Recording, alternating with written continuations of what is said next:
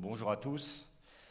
Bienvenue dans cette conférence de presse RTE et Ipsos. Bienvenue Brice. Qui est intitulée « Comprendre et piloter l'électrification d'ici 2035 ». Bienvenue aux journalistes qui sont présents, bienvenue à ceux qui sont connectés, bienvenue également aux salariés et à tous ceux qui nous suivent en ligne. Cette conférence de presse, désormais, comme d'habitude, est retransmise en direct sur notre site internet et sur YouTube. Pour vous présenter cette nouvelle publication, je suis accompagné de Thomas Vérinck, directeur de l'exécutif en charge du pôle stratégie prospective et de l'évaluation, et de Brice Teinturier, directeur général délégué d'Ipsos. Alors je vais faire un point sur les déroulé de cette conférence de presse à 3 voix cette fois-ci. 1 heure de présentation à peu près. On a prévu 30 minutes d'échange avec les journalistes, soit qui sont dans la salle et qui pourront poser toutes leurs questions, soit qui sont connectés. Et pour ceux qui sont connectés, je vous demande de bien vouloir écrire vos questions au fur et à mesure de la conférence de presse. Benjamin Commandré les relaiera en direct dans la salle. Dans tous les cas, pour ceux qui sont connectés, je vous remercie d'indiquer votre nom et le média, surtout que vous représentez lorsque vous posez votre question. Les documents qui vous sont présentés aujourd'hui sont en train d'être mis en ligne sur notre site internet et ils sont aussi disponibles auprès du service de presse pour ceux qui le souhaitent. L'intégralité de l'enquête que nous vous présentons aujourd'hui sera également mise en ligne sur le site d'Ipsos. Voilà. Alors, quelques mots pour commencer, pour expliquer la nature de ce que nous présentons aujourd'hui. En octobre 2021 et en février 2022, nous avons publié, vous vous en souvenez, Futur énergétique 2050, une étude à long terme qui explicitait les transformations industrielles et sociétales, loin d'être acquises, pour atteindre la neutralité carbone en 2050. Pour cela, nous avions dessiné des chemins possibles de consommation d'électricité d'abord et de l'évolution du parc de production. Aujourd'hui, nous actualisons la première période de Futur énergétique 2050 en nous projetant jusqu'en 2035, donc à mi-parcours, car plusieurs paramètres ont évolué depuis. Ils ont évolué déjà pour répondre à 2 grandes nouvelles ambitions.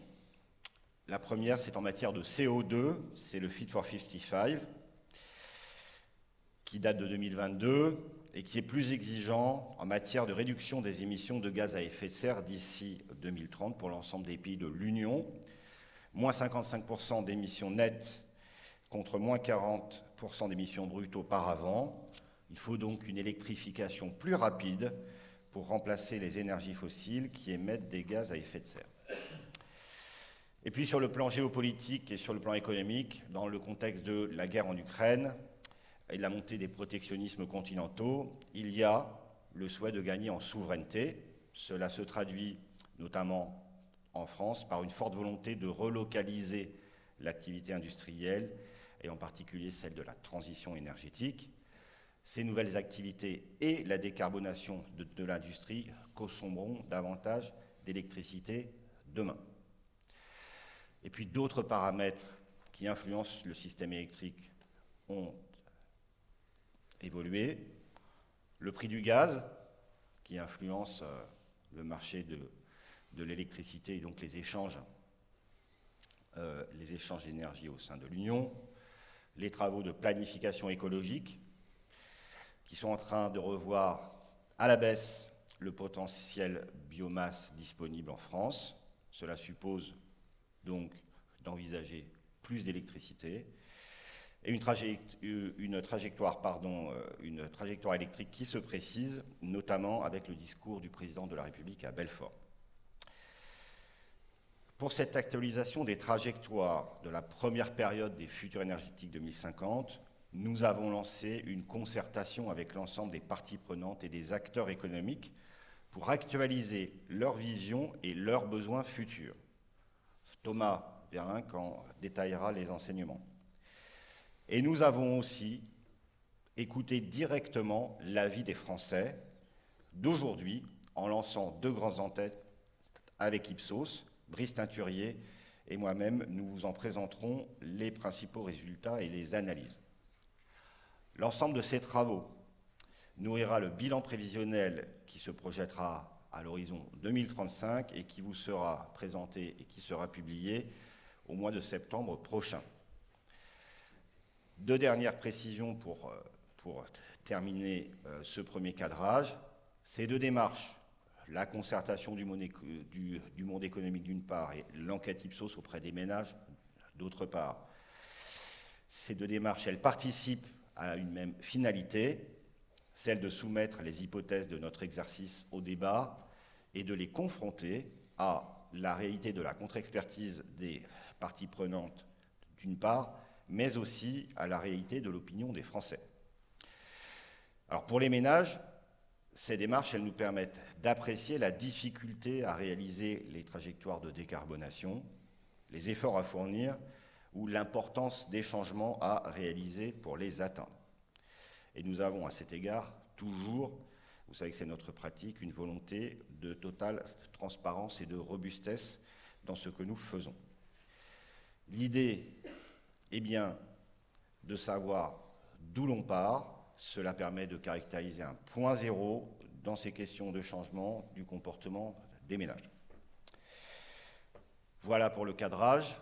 Je vais laisser maintenant la parole à Thomas, qui va nous présenter les grands enseignements de la concertation du bilan prévisionnel qui s'est tenu ces derniers mois. Merci Xavier. Alors, je reprends ici pour parler de la construction de ces trajectoires actualisées d'un bilan prévisionnel qui va beaucoup porter sur l'électrification à l'horizon 2030 et 2035.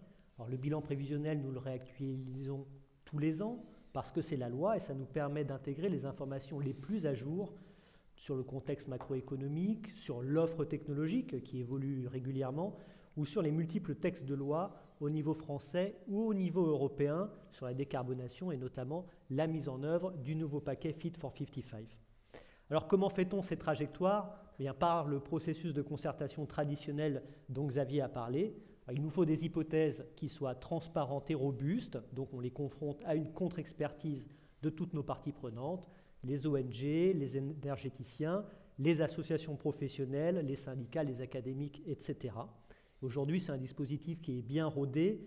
On est sur une situation où toutes les filières sont représentées, y compris celles qui doivent s'électrifier et qui aujourd'hui utilisent très majoritairement, voire uniquement des énergies fossiles. Et ça nous permet de prendre en compte des avis qui sont parfois, voire souvent divergents, mais d'essayer de faire système et de regarder comment on peut rendre tout ça cohérent. Alors nous avons eu à la fin de l'hiver une étape de consultation publique avec énormément de réponses, plus de 1000 pages de réponses qui sont en plus vraiment de qualité. Alors j'en profite pour remercier les contributeurs pour ces contributions. C'est vraiment essentiel pour nous et je garantis que toutes les demandes de variantes et d'analyses spécifiques qui nous ont été faites, eh bien, nous allons les mettre en œuvre dans le cadre du bilan prévisionnel. Ça fait partie de notre promesse. Nous avons déjà restitué auprès des acteurs notre première analyse des réponses et un certain nombre de grands ordres de grandeur. Nous avons organisé des groupes de travail techniques en mai-juin pour avancer sur les travaux plus précises et on est déjà aujourd'hui en mesure de tirer un certain nombre d'enseignements qui peuvent être utiles au débat dès maintenant. Alors le premier point, c'est que la démarche de RTE, vous le savez, elle est par essence multiscénario. Nous nous confrontons systématiquement à différents avenirs possibles. Dans ces avenirs, il y en a qu'on aime bien, il y en a qu'on aime moins, mais notre travail, c'est de les décrire tous et d'en lister les prérequis et les conséquences. Alors, ce ne sont pas les mêmes scénarios que dans les futurs énergétiques 2050, parce que ça ne veut pas dire que ces derniers ne sont plus valables, au contraire. Les futurs énergétiques 2050, ce sont des grandes options pour atteindre la neutralité carbone en une trentaine d'années. Et là, dans ce bilan prévisionnel, on est sur un objet de moyen terme, 2030-2035, soit le début de la trajectoire. Alors, il y a certaines des questions des futurs énergétiques 2050 qui ne se posent pas à cette échéance. Donc, par exemple, le nouveau nucléaire, c'est à partir de 2035, donc c'est après la période des futurs énergétiques 2050. Les grands changements de société, de modèle de société, là encore, ça met beaucoup de temps à se déployer. Par contre, on a d'autres questions qu'on regarde de plus près. Dans le bilan prévisionnel, il y aura donc 3 types de scénarios. D'abord, un scénario de prospective avec une trajectoire qui va décrire ce qu'il faudrait faire sur le plan de la consommation et de la production pour atteindre un certain nombre d'objectifs qui sont fixés a priori. C'est le scénario A qu'on va construire autour du doublé décarbonation, Fit for 55, réindustrialisation. On va également regarder d'autres scénarios. Un scénario dans lequel on serait en retard par rapport à nos objectifs. Alors, ce n'est pas souhaitable, mais ça apparaît toujours du domaine du possible, qui sera le scénario B. Et dans ce scénario, on fera une analyse du coût du retard, climatique, économique ou technique.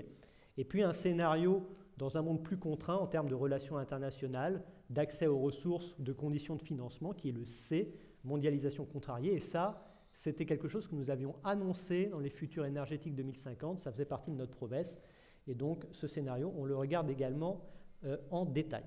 Alors, qu'est-ce que ça peut donner en matière de consommation d'électricité ? La première conclusion, c'est qu'on est bien sur une trajectoire prévisionnelle de hausse de la consommation sur 10-15 ans. Alors, est-ce que c'est une nouveauté pour cette tendance ? Bien non. Les futurs énergétiques 2050 avaient déjà permis de montrer qu'on était vraiment sur cette trajectoire, qu'elle était incontournable à long terme dans la perspective de la neutralité carbone, même dans des scénarios où on activait un certain nombre de leviers en matière de sobriété. Est-ce que cette hausse va se matérialiser tout de suite ? C'est peu probable. Des actions de décarbonation qui sont lancées, elles mettent du temps à se matérialiser. On sort d'une phase où la consommation était stable ou baissière. Une partie des forces derrière cette trajectoire sont toujours actives, notamment les progrès dans l'efficacité énergétique. Puis on sort aussi d'une période de crise. Donc, en revanche, dès la deuxième partie de la décennie, on estime qu'on sera vraiment dans une trajectoire qui, à ce moment-là, sera haussière. Si on regarde maintenant le scénario qui nous permettrait d'atteindre nos objectifs de décarbonation et de réindustrialisation, c'est-à-dire le scénario A, là, on serait dans une situation de nette hausse. Dans ce scénario, on atteindrait entre 580 et 640 TWh au maximum pour la consommation d'électricité à l'horizon 2035. Il y a donc 2 caractéristiques importantes dans ce scénario. Il faut faire plus vite. Plus vite, c'est pour les nouveaux objectifs climatiques. Plus vite, c'est parce que c'est en 2030 qu'il faut atteindre la diminution de 55% des émissions nettes. Et puis, c'est faire plus haut, donc viser le haut du spectre des futurs énergétiques 2050. Ça, c'est pour la réindustrialisation. Donc ça, c'est pour le résumé général. Après, pour détailler, il y a 2 autres facteurs qui influent. La révision à la baisse du potentiel de biomasse mentionné par Xavier qui va conduire à électrifier sans doute davantage. Et c'est cohérent avec ce que nous remontent les offreurs de solutions, et notamment un certain nombre de constructeurs. Mais on a également des éléments de sobriété en plus dans cette trajectoire. Et donc, ça nous donne ce type de scénario. Alors, je vais essayer de montrer comment ça peut se décliner, pourquoi on arrive à ces chiffres-là en regardant le haut de la fourchette. Pourquoi le haut de la fourchette ? Parce que c'est ce qui va être le plus contraignant en matière de sécurité d'approvisionnement. Et donc, c'est par rapport à cela que nous avons fait l'exercice. Alors, le premier secteur que l'on peut regarder, c'est l'industrie. À l'industrie, il y a 2 effets qui entrent en jeu. Le premier, c'est la décarbonation des sites existants. Par exemple, les 50 sites les plus émetteurs de France qui ont rendu des propositions de décarbonation précises en lien avec Bercy. Donc, c'est souvent des bascules vers l'électricité. L'exemple typique, c'est de remplacer des hauts fourneaux qui utilisent du charbon par des fours à arc électriques. Donc là, vous voyez, on a la même industrie, mais qui va utiliser l'électricité plutôt que des énergies fossiles.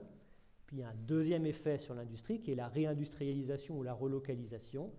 Alors là, par exemple, ce sont les gigafactories de batteries, des usines qui pourraient produire des panneaux solaires. Donc tout ça, ça va avoir une tendance à augmenter la consommation d'électricité. Quand je parle de consommation d'électricité, j'intègre également l'électricité qui sera utilisée pour produire de l'hydrogène, si cet hydrogène est utilisé par ces nouvelles industries. Alors, on n'est plus au stade de scénarios purement théoriques, ce ne sont pas uniquement des hypothèses. Les premiers projets, ils sont là, ils demandent à être accordés. Donc, par exemple, on les voit à Fos-sur-Mer, au Havre, à Dunkerque, et on sent qu'une accélération est déjà perceptible, on est déjà rentré dans la réalité de la préparation effective de la mise en œuvre de ces nouveaux projets. Donc ça, c'est l'industrie. Alors l'industrie, ça monte. Il y a un deuxième usage qui est beaucoup regardé, c'est le chauffage. Et sur le chauffage, il y a deux effets opposés.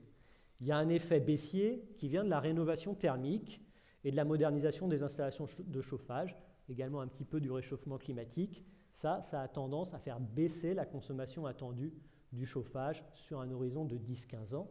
Puis il y a aussi un effet haussier, puisqu'on est désormais sur une perspective claire d'électrification du chauffage dans les bâtiments existants et pas seulement dans les bâtiments neufs, dans les bâtiments existants par des pompes à chaleur, avec l'enjeu de sortie du fioul, encore 3 millions de foyers, et aussi de commencer à aller remplacer des chaudières qui utilisent du gaz fossile par des solutions bas carbone. Si on met ces deux tendances ensemble, on a un effet qui sera plutôt stable en énergie. Troisième usage, c'est le numérique. Alors là, on a fait un zoom sur la question des data centers. En fait, les data centers, c'est une forme de relocalisation, parce qu'une partie de cette consommation aujourd'hui est invisible dans nos statistiques nationales, c'est tout simplement qu'elle se situe à l'étranger. On a aujourd'hui beaucoup de demandes de raccordement de data centers. Pourquoi ? Il y a des raisons économiques, il y a également des raisons réglementaires qui font qu'une partie des données sont attendues comme devant être gérées sur le territoire européen. Donc ça fait un paramètre à la hausse. Et enfin, le dernier secteur qui est à la hausse, et ce n'est pas surprenant, c'est le secteur des transports. Pourquoi ? Parce que le secteur des transports, c'est le secteur le plus émetteur de France. C'est donc là où l'enjeu de décarbonation est le plus important. Alors, ce qui n'est pas nouveau, c'est la perspective d'électrification de la mobilité légère. Alors, les perspectives d'électrification aujourd'hui sont assez claires, assez convergentes entre les pays européens, parce qu'il y a l'objectif européen de la fin de la vente des voitures à moteur thermique, y compris d'ailleurs hybrides, en 2035. Donc, dans cette trajectoire, il faut être déjà à environ 8 millions de véhicules électriques ou hybrides en 2030.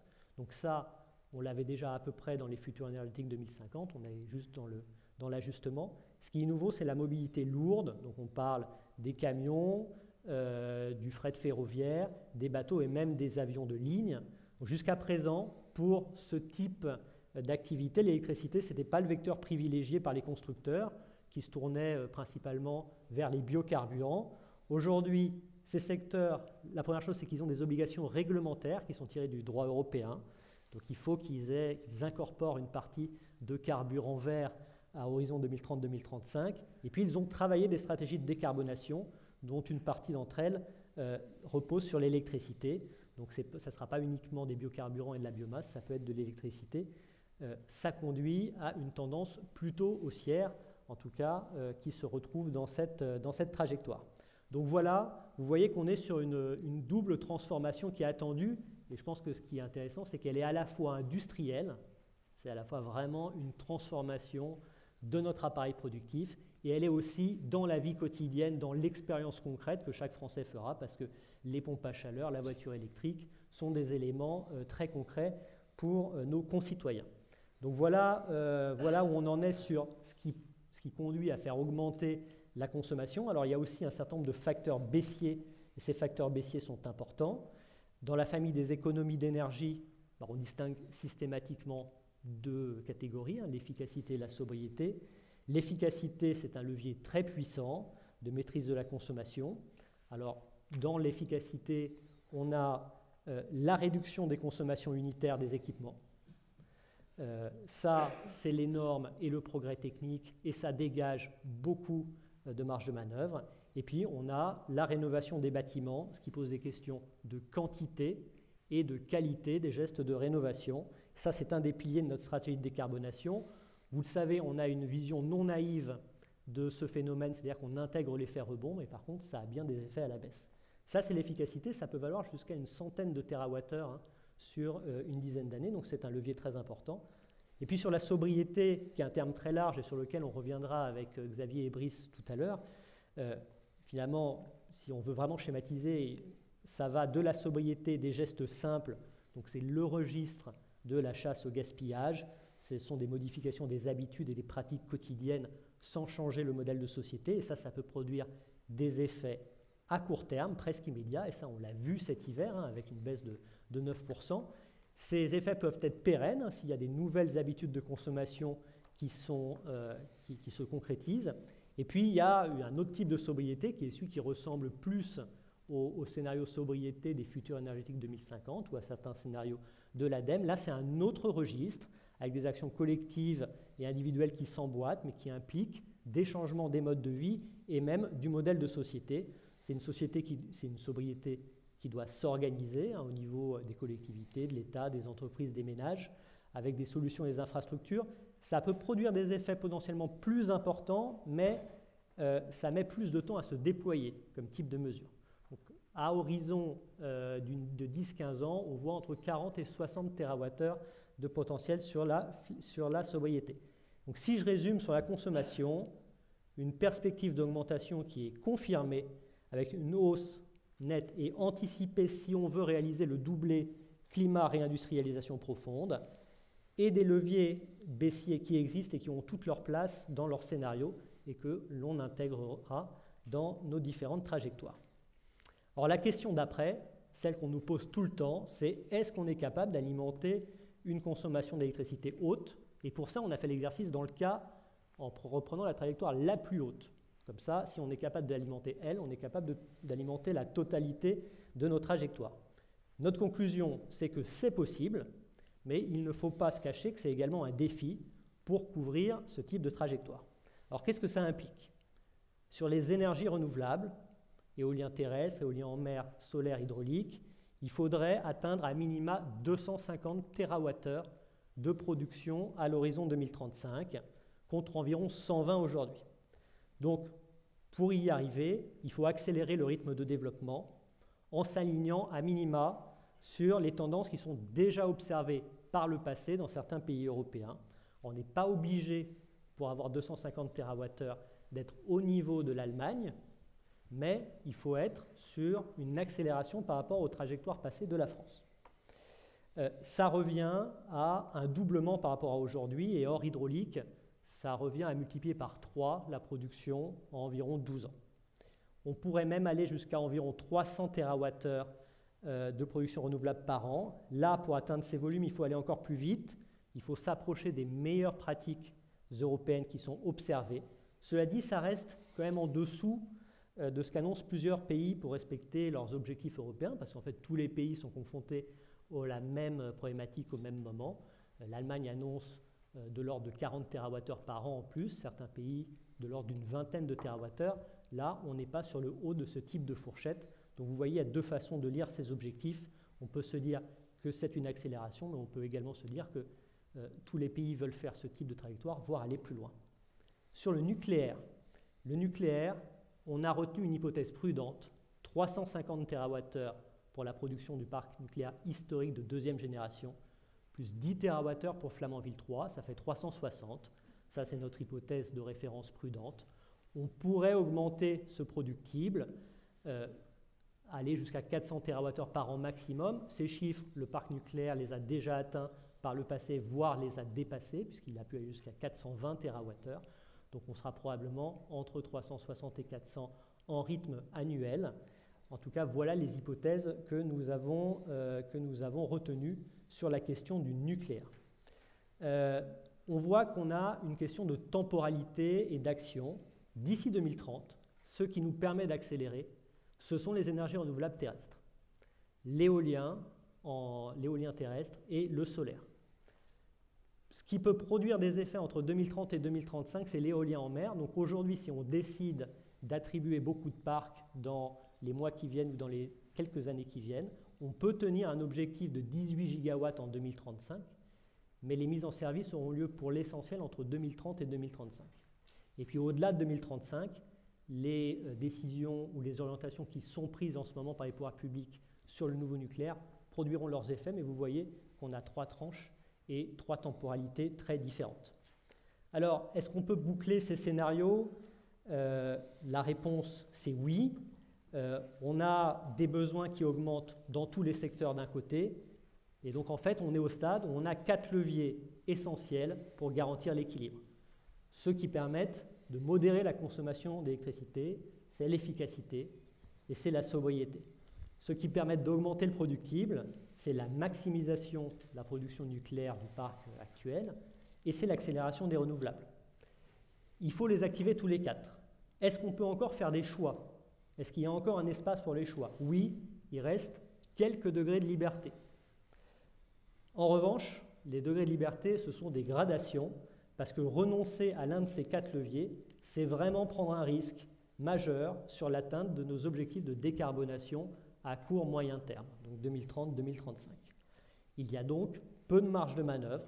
Il y a peu de marge de manœuvre parce que les objectifs sont très proches. Par contre, on a la possibilité de les atteindre. On aura donc des scénarios qui associent réindustrialisation et sobriété. Et oui, dans cette affaire, la sobriété n'est plus une option, c'est partie intégrante de la solution. Et on pense également que les débats qui opposent systématiquement réindustrialisation et sobriété sont des débats qui sont potentiellement dépassés, puisque dans la trajectoire du scénario A, il y aura bien les deux en même temps sur la nécessité de faire varier les différents curseurs de la consommation pour atteindre ces objectifs. Ma dernière diapositive est plutôt un teasing pour la suite.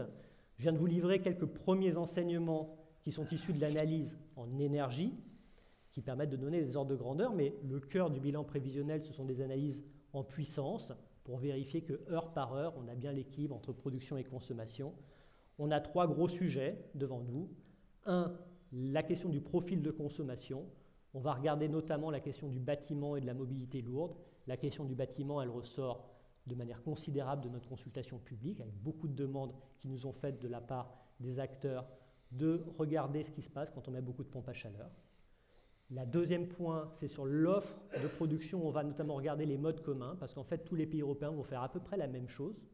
Et donc, au printemps, à l'été, en milieu de journée, il y aura beaucoup d'électricité disponible et elle sera très bon marché, puis il y aura des moments où il y en aura moins. Donc on va regarder ces questions de flux européens. Et puis le troisième point, c'est le bouclage. On peut déjà dire qu'il y aura besoin de flexibilité. On va donner de manière concrète la façon dont il faudra s'équiper en France pour être en mesure de gérer cet équilibre. Et puis on va regarder précisément les conséquences d'une évolution du critère de sécurité d'approvisionnement. Vous savez que c'est un point qui a été cité au cours des derniers mois dans le cadre des discussions sur l'électricité. Et donc on vous proposera différentes analyses. On sait déjà, c'est qu'on est capable de maîtriser, y compris en n'augmentant pas la codépendance entre la France et les pays européens, mais on est dans un système européen qui nous apporte aujourd'hui beaucoup de flexibilité. Voilà pour ces premiers résultats du bilan prévisionnel et ce que nous pouvions vous dire aujourd'hui pour éclairer la discussion. Alors maintenant, nous allons entrer dans l'enquête RTE Ipsos sur l'appétence des Français à adopter des comportements qui favorisent la transition énergétique. Alors les futurs énergétiques 2050, ils avaient décrit précisément les sous-jacents d'abord d'une société plus électrifiée que celle dans laquelle nous vivons aujourd'hui, mais sans transformation profonde des usages. Nous avions aussi décrit de manière précise une société non seulement plus électrifiée, mais en plus sobre, ce qui impliquait une transformation des modes de vie des individus et une organisation collective différente de celle qui est la nôtre aujourd'hui. Aujourd'hui, alors que ce scénario sobriété n'était qu'une option pour 2050, cette sobriété devient nécessaire si l'on veut atteindre nos objectifs en 2030, comme nous l'avons dit, particulièrement ceux du Fit for 55. À la fois déjà pour baisser la consommation des énergies fossiles, mais aussi pour atténuer le besoin de construire des nouveaux moyens de production d'électricité nécessaires pour couvrir cette hausse de la consommation. C'est une forme de principe de réalité sur notre capacité d'accélération en matière de renouvelables. Donc cette sobriété n'est plus une option. Cela constitue désormais un défi social, sociétal d'ampleur qui va concerner tous les Français au cours de la prochaine décennie. Alors, nous ne partons pas de rien, puisque la crise énergétique de cet hiver a déjà conduit à des actes de sobriété. L'hiver dernier, vous voyez à l'écran la courbe de consommation depuis le mois de juin 2022. Ces gestes de maîtrise de la demande, de baisse de la consommation, ils se poursuivent encore au printemps, donc encore en ce moment. Les deux questions qui se posent maintenant, c'est est-ce que cette sobriété va perdurer, d'une part, et dans quelle proportion? Il faut noter que les Français ont une perception positive de la sobriété. Nous y reviendrons tout à l'heure avec Brice. Cette enquête Ipsos, elle a été conduite en 2 vagues, une en 2022, une en 2023, auprès d'un échantillon très important de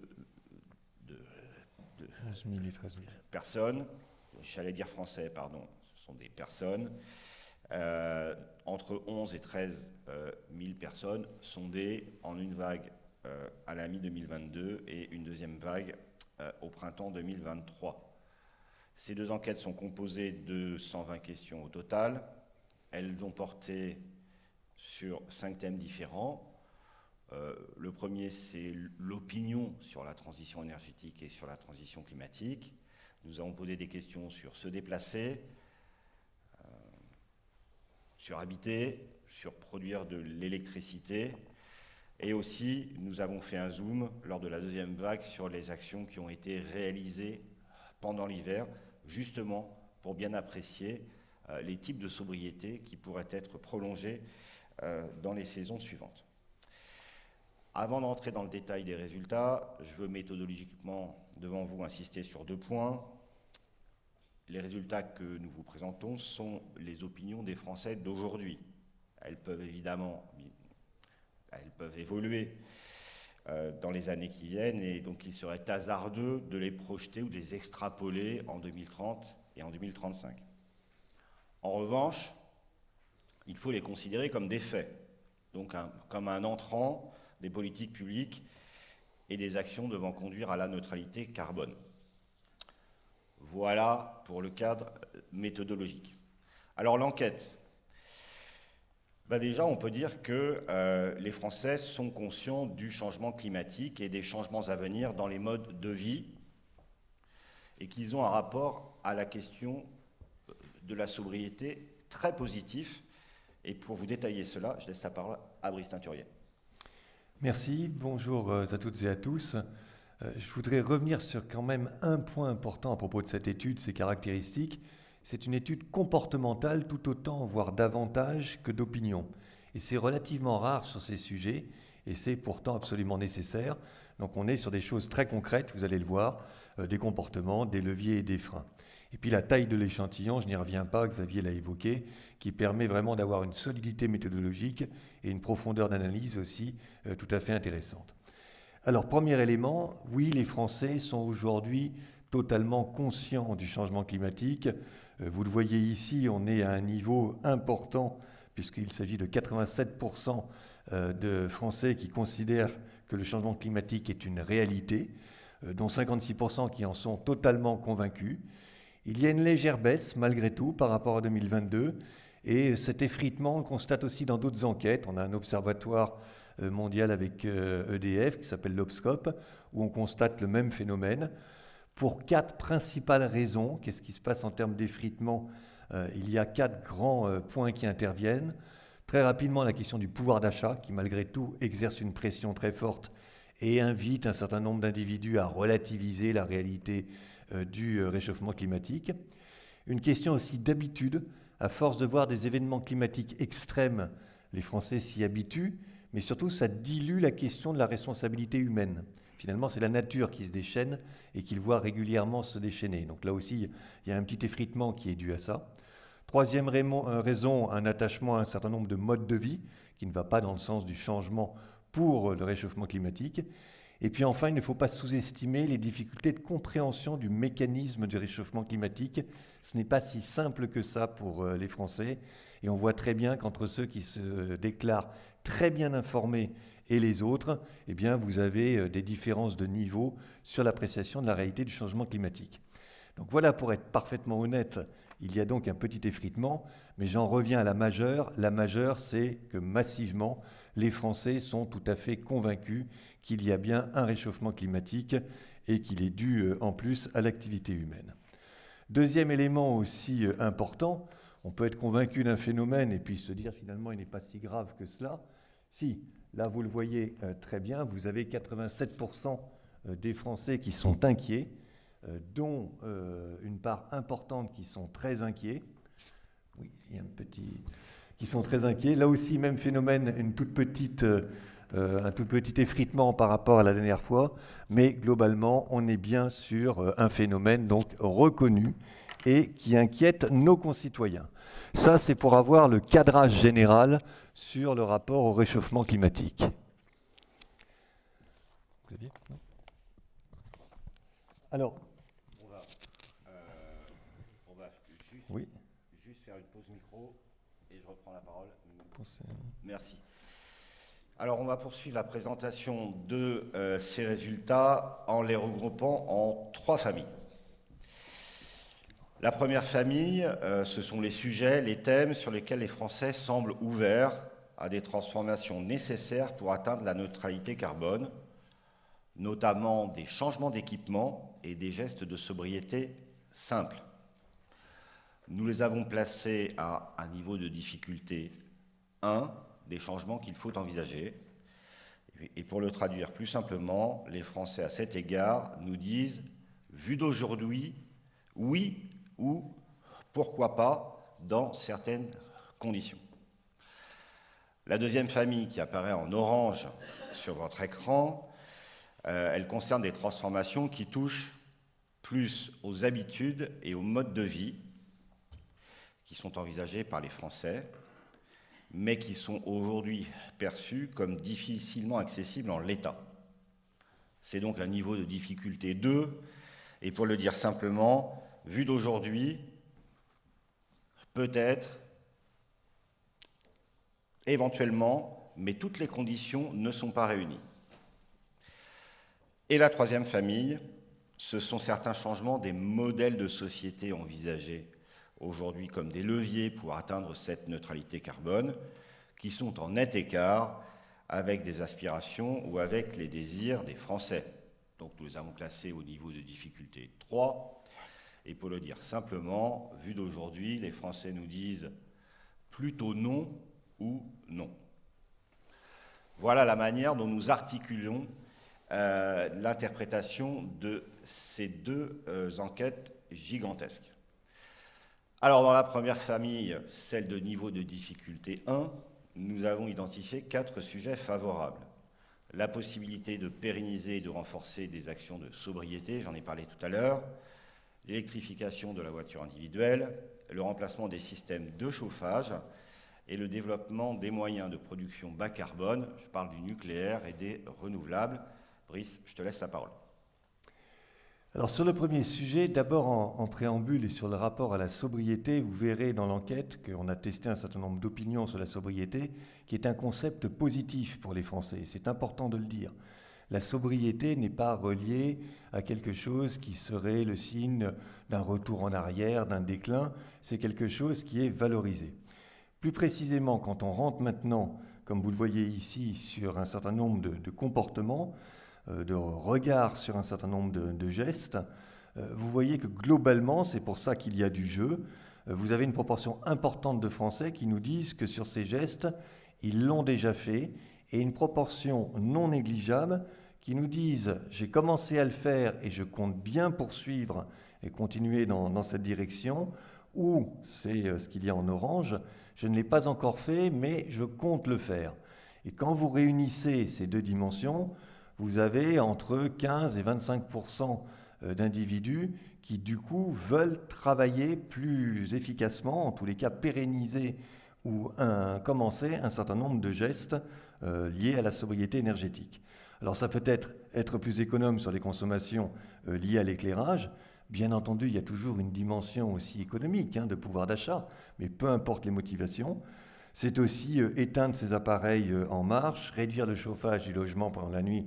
On va revenir sur la question du chauffage, adopter des modes de cuisson qui consomment moins d'énergie, réduire ou supprimer le chauffage dans certaines pièces du logement, etc. Ce qui est important, c'est que ce sont des gestes du quotidien. Et ce qui est important, c'est que les Français nous disent qu'ils ont fait cet hiver des efforts pour réduire leur consommation d'énergie. Vous voyez que 76% nous disent qu'ils ont fait des efforts, c'est quand même un chiffre extrêmement important. Et puis pour 54% d'entre eux, cela a été finalement pas si difficile que cela, relativement facile. 22% nous disent que ça a été difficile, mais la majorité considère que ce sont des efforts qui ont été possibles, et ça c'est de bon augure pour la suite. Donc il y a un peu de jeu sur ces dimensions. Deuxième indicateur, sur l'électrification de la voiture individuelle, là aussi il se passe des choses dans notre pays. Vous voyez que la question consistait à leur demander si votre voiture tombait en panne et n'était pas réparable, par quel modèle de véhicule la remplaceriez-vous? Il faut aller immédiatement à la colonne du bas. On voit que 59% remplaceraient leur voiture par une voiture à essence ou à diesel, 4% par une voiture au GPL ou à l'hydrogène. Mais le point intéressant, ce sont les 37% qui nous disent qu'ils prendraient une voiture hybride ou 100% électrique. Et 37%, c'est évidemment un chiffre important. Alors l'hybride l'emporte largement, vous le voyez, 27%, mais on a 10% aussi qui envisagent de basculer sur un 100% électrique. Donc les représentations et les appétences, là aussi, sont plutôt bien orientées. Troisième indicateur, cette fois-ci sur le remplacement du système de chauffage. Question posée du coup aux propriétaires qui disposent d'un système de chauffage individuel pour que ça ait du sens. Est-ce qu'ils envisagent de remplacer ou de changer leur système de chauffage au moins en partie dans les 5 années à venir? Oui, pour 18% d'entre eux. Et ce qu'on voit, c'est qu'on en a 8% qui nous disent d'ici 3 ans. Donc là, on est sur une réponse quand même, 3 ans, il y a de la visibilité qui est une réponse solide, assurée. Et puis 10% qui nous disent d'ici 4 à 5 ans. Donc évidemment, l'immense majorité n'est pas dans cette optique, mais cette minorité, elle n'est pas négligeable, il y a du jeu. Et quels sont les systèmes qu'ils utiliseraient pour remplacer leur chauffage actuel? Là aussi, très forte appétence, prédominance très importante de la pompe à chaleur électrique, vous le voyez, 31%, suivi d'une chaudière au gaz, mais loin derrière, 15%, des radiateurs électriques à 13%, ce qui fait qu'on est à 44% au total sur de l'électrique et à 20% quand vous cumulez l'ensemble des réponses sur du fioul et du gaz, le fioul étant à 5%. Notez également l'appétence pour la chaudière à granulés de bois, qui est devenu un point relativement important. Enfin, un indicateur cette fois-ci d'opinion, mais qui là aussi a toute son importance, c'est la perception des moyens de production bas carbone, parce que cela permet tout simplement d'objectiver le débat sur un certain nombre de sources d'énergie. Alors, vous voyez que les centrales hydrauliques, les panneaux photovoltaïques ont dans le public génèrent une perception très positive. Dans notre jargon, on regarde surtout le différentiel bonne opinion, mauvaise opinion. Il est massivement positif pour ces énergies. C'est vrai aussi des centrales solaires, 61%, des bioénergies, 54%. Mais ce qui est important, c'est de voir que les centrales nucléaires sont à 52% de bonne opinion et 28% de mauvaise opinion, ce qui n'était pas le cas il y a quelques années. Et là, on a eu très clairement, au cours des 3 dernières années, une montée en puissance de l'appréciation positive du nucléaire pour différentes raisons. L'idée que c'est une énergie qui n'émet pas d'émissions carbonées, même s'il y a encore du flou dans une partie non négligeable des Français sur ce point. L'idée que c'est et ça c'est nouveau, que c'est une énergie qui permet une souveraineté accrue. Et là, le conflit en Ukraine a joué évidemment un rôle majeur. Et puis l'idée que c'est une énergie qui ne serait pas soumise aux mêmes aléas de prix, et c'est fondamental, que potentiellement d'autres énergies.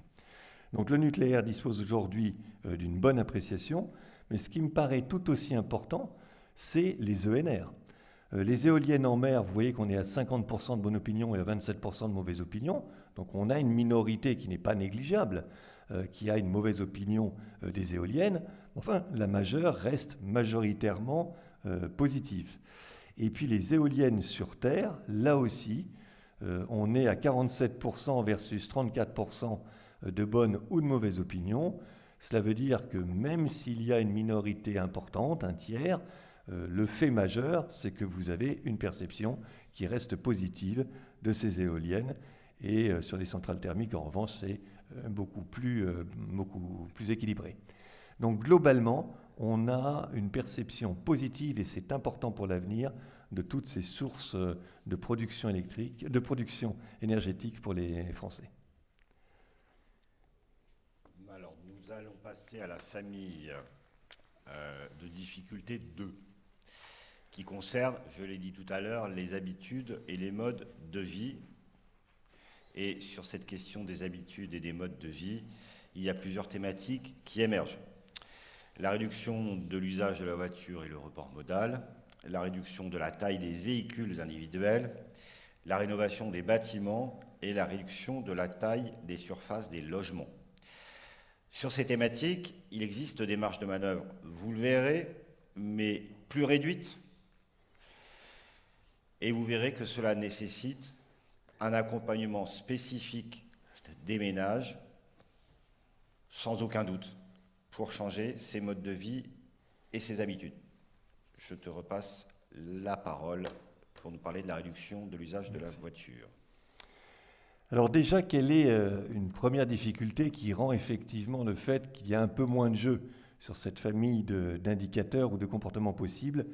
Quand vous demandez donc aux Français s'ils envisagent de réduire leurs déplacements en voiture individuelle, vous voyez sur ce slide que 68% nous disent qu'ils ont déjà réduit leurs déplacements. Et quand vous avez le sentiment d'avoir déjà fait quelque chose, il est évidemment plus difficile de continuer à le faire. Malgré tout, il y a 25% qui nous disent « j'ai déjà réduit mes déplacements et je veux continuer à le faire ». Et puis 8%, c'est ce qui est en orange, qui envisagent de le faire. Donc on est au total à un tiers de nos concitoyens qui envisagent de réduire leurs déplacements. Ce n'est pas négligeable, mais on sent une difficulté un peu plus importante. D'ailleurs, 52% nous disent que ce sera facile. Donc vous voyez que là, il y a quand même un petit peu plus d'inquiétude sur la capacité ou la difficulté à réduire à nouveau ces déplacements. Deuxième indicateur, sur la réduction de la taille des véhicules individuels. Bon, est-ce qu'on est prêt en cas de changement, est-ce qu'on a sérieusement envisagé de remplacer sa voiture principale par une voiture, par exemple, compacte? C'est une question qui est évidemment posée à ceux qui n'ont pas déjà une voiture compacte. Vous avez 25% de Français qui nous disent « oui, je l'ai sérieusement envisagé ». Un quart, ce n'est pas négligeable, mais la réponse est aussi très tranchée sur les 75% qui nous disent « no way, je ne veux pas aller dans cette direction ». Et sur les autres modèles de substitution, vous voyez que là aussi, on est sur quelque chose de beaucoup plus difficile. 13% pour un vélo assistance électrique ou 10% pour un vélo électrique rapide, et moins quand on parle d'une substitution par les deux roues. L'autre aspect qui est important, c'est le tableau que vous avez à côté, c'est que quand on compare les modèles actuels qu'ont les Français aux modèles de remplacement, eh bien on est à l'identique, où on est dans l'épaisseur du trait. Vous voyez, on a 31% qui ont déjà une voiture compacte, et s'ils devaient remplacer, 31% remplaceraient par une voiture compacte. Mais ce qui est important, c'est plus sur les autres modèles. Une voiture de taille intermédiaire, 31%, 30% reprendraient une voiture de taille intermédiaire. Une voiture longue, 15%, 13%.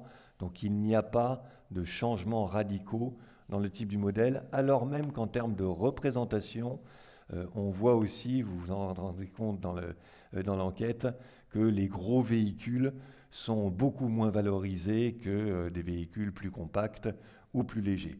Mais la substitution reste difficile, et c'est tout l'intérêt d'avoir une enquête qui travaille sur les comportements et pas seulement sur les représentations.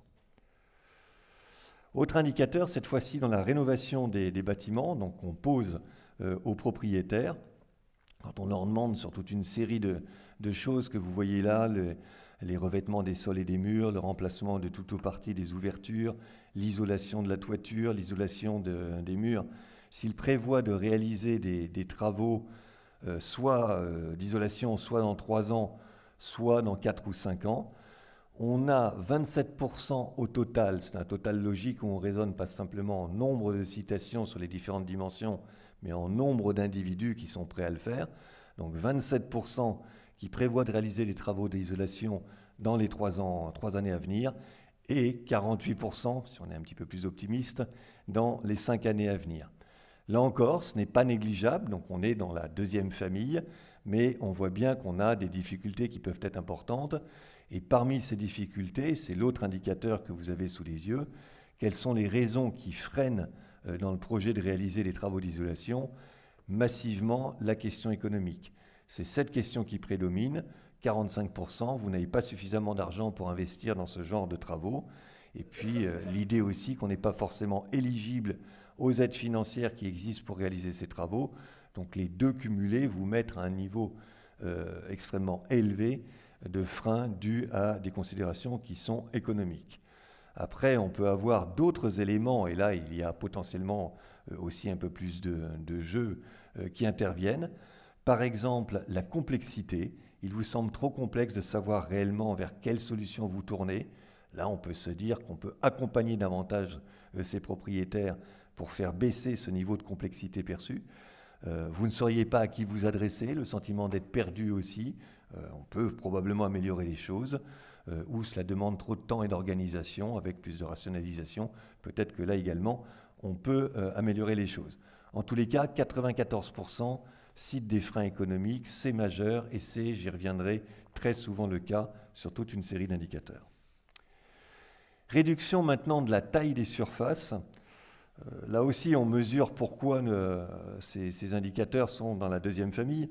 Quand on demande aux Français s'ils envisagent sérieusement de déménager un jour dans un logement plus petit, vous en avez 5% qui nous disent « je l'ai déjà fait », donc il faut les enlever en réalité.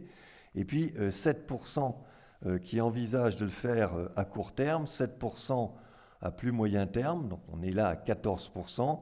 Si on est généreux à 10 ans ou plus, on peut y ajouter les 11%. Donc on est entre 14 et 25%, 30%, mais encore une fois avec 5% qui l'ont déjà fait. Et cela montre la difficulté, malgré tout, à basculer vers un logement qui serait plus petit. C'est notamment le fait des Français les plus âgés qui, évidemment, à ce moment-là, envisagent beaucoup plus raisonnablement ou rationnellement d'aller dans un logement plus petit. Alors nous vous présentons enfin la famille de niveau de difficulté 3 qui concerne davantage des modèles de société. Les résultats de l'enquête, ils révèlent une latitude d'action beaucoup plus faible sur plusieurs leviers. Il s'agit du renoncement total à la voiture individuelle, du partage des espaces de vie et d'une bascule massive vers le logement collectif. Sur ces objets, je l'ai dit, nous touchons à des modèles. Cela ne signifie pas que ces changements sont définitivement impossibles, mais il faudra que les représentations changent et qu'il y ait, le cas échéant, des changements de contexte très importants pour rendre ces hypothèses désirables. Alors on commence par le renoncement potentiel aux véhicules individuels, et là on mesure bien effectivement l'élasticité relativement faible de cette possibilité. Pourquoi? D'abord parce que 89% nous disent qu'ils se déplacent plusieurs fois par semaine. Donc l'usage de la voiture est vraiment un usage extrêmement répandu, on le sait, mais c'est confirmé, et notamment dans certains territoires, mais quand on est à 89%, ça touche quand même au-delà des territoires ruraux des millions et des millions de Français, la quasi-totalité. On a beaucoup de mal du coup à pouvoir renoncer à sa voiture quand on se déplace à ce point. Alors est-ce qu'on envisage de réduire ces déplacements en voiture individuelle au cours des 5 dernières années? 25% nous disent qu'ils l'ont déjà fait, mais qu'ils comptent continuer à le faire. Mais c'est toujours la même idée. Quand on l'a déjà fait, malgré tout, c'est un peu plus difficile de poursuivre l'effort.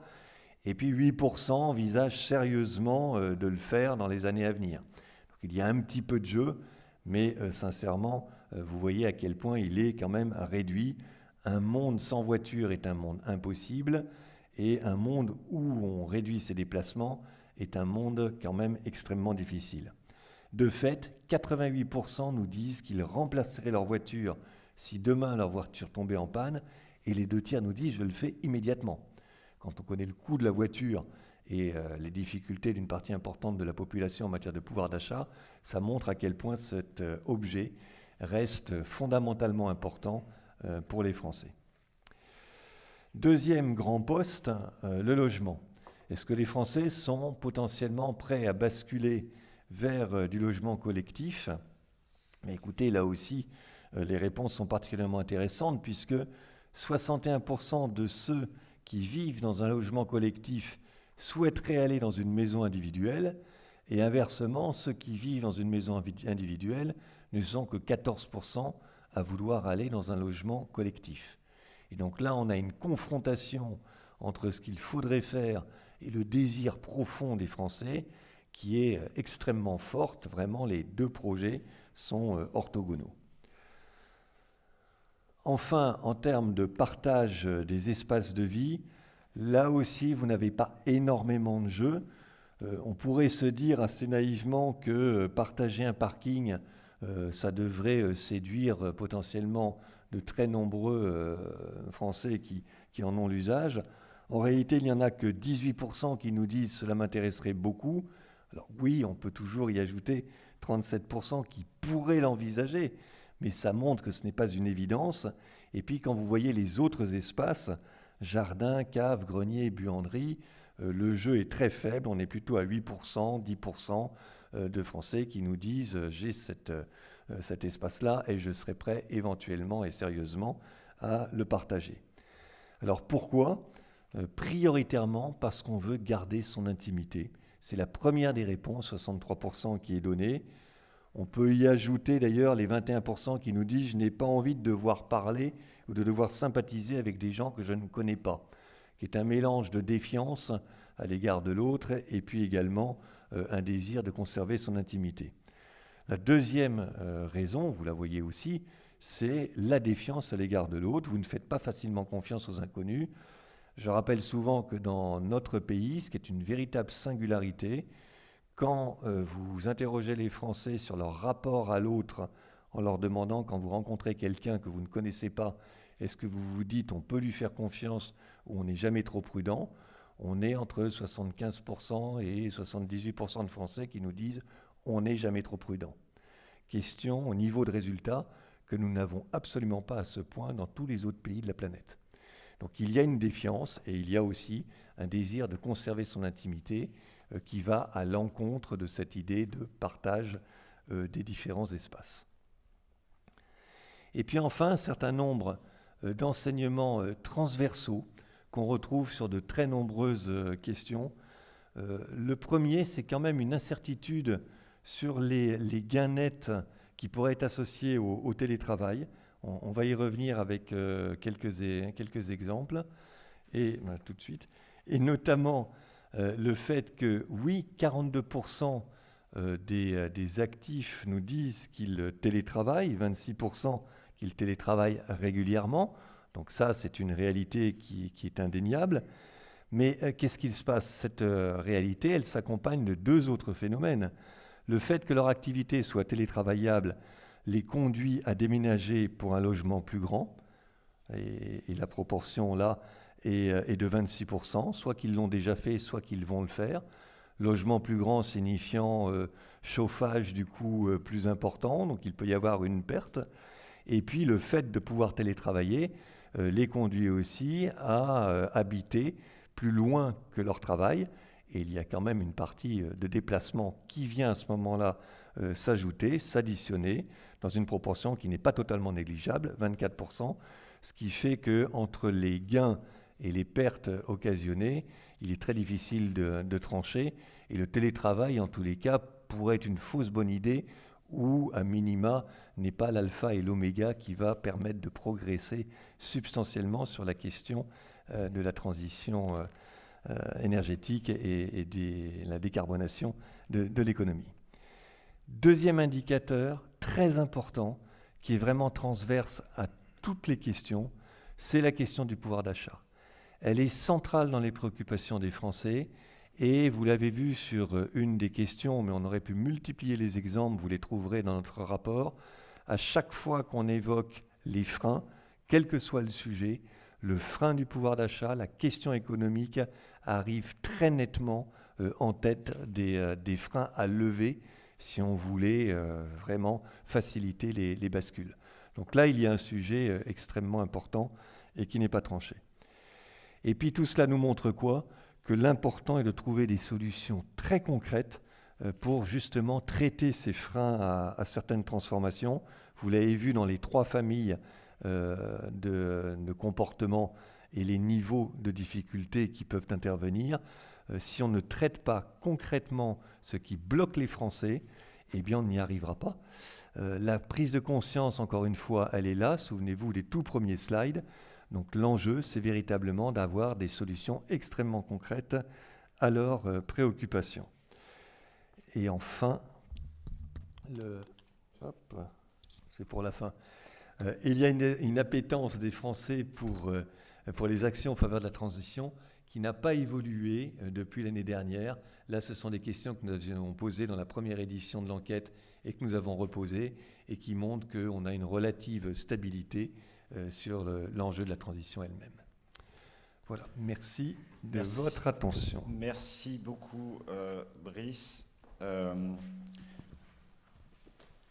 Avant de passer aux questions, et pour conclure, je voudrais mettre en relief 4 points. Le premier, c'est de rappeler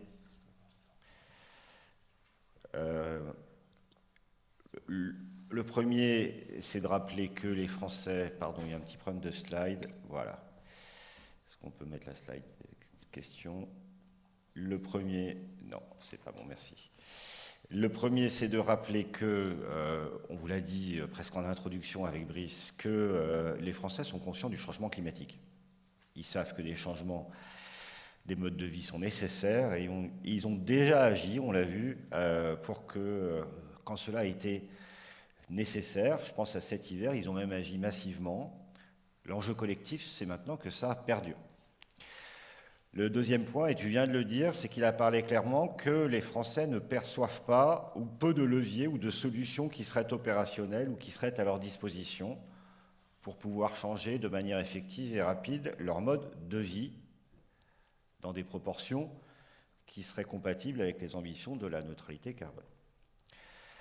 Alors cette perception d'un manque de solutions, ça conduit à devoir interpeller tout le monde, les opérateurs d'énergie, nous-mêmes d'abord, mais aussi les industriels qui conçoivent et qui mettent sur le marché des solutions techniques, parce que la transition énergétique, c'est aussi une aventure industrielle et une aventure technologique.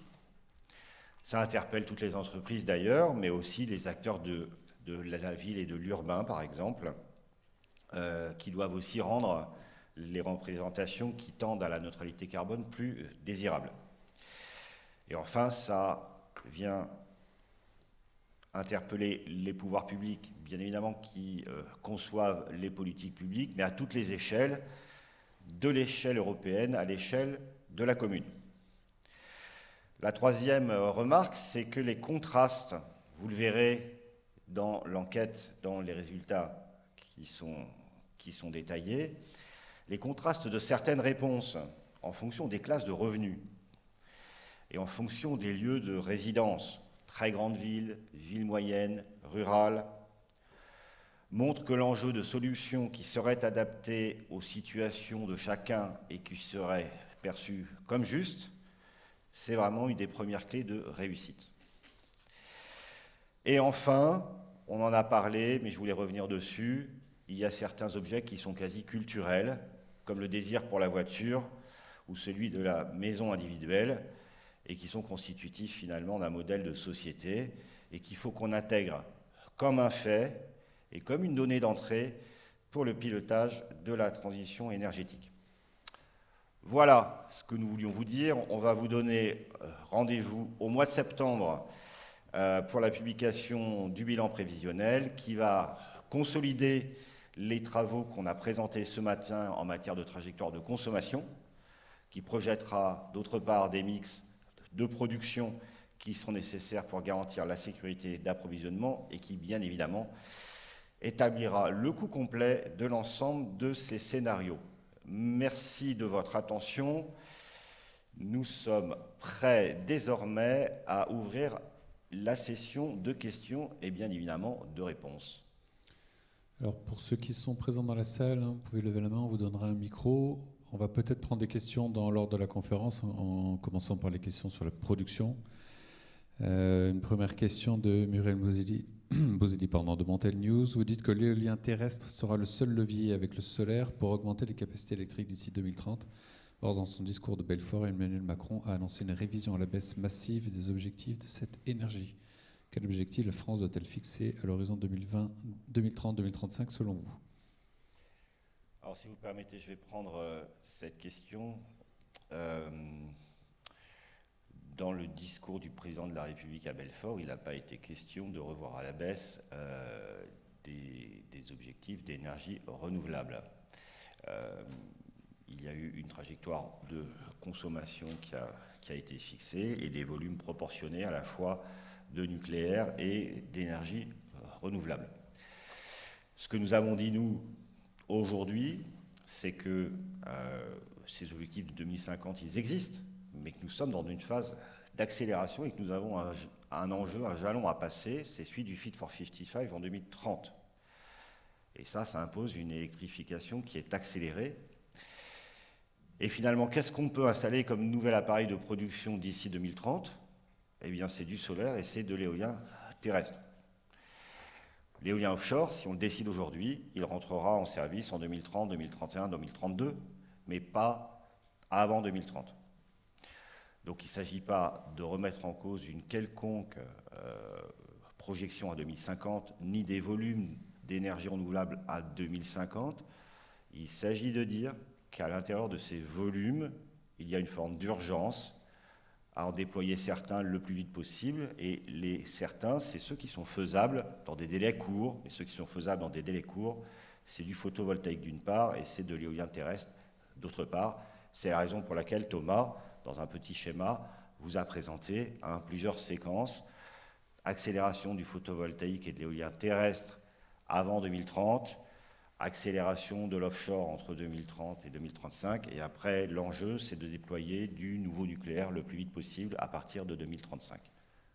Voilà ce qu'on a dit, et voilà ce qu'il faut comprendre. Il y avait une deuxième partie de la question. Quelles seront les années les plus sensibles en termes de bouclage? Est-ce que vous pouvez quantifier? Thomas, tu apprends? Oui, alors c'est facile, hein. L'année la plus sensible en termes de bouclage, c'était l'hiver 2022-2023. De loin, de très loin. En fait, depuis 5 ans, on avait, avant même la corrosion sous contrainte, la guerre en Ukraine, on avait identifié que les hivers les plus regardés, ça serait 21-22 et 22-23. Maintenant, on s'est calé à un niveau de consommation qui est plus bas.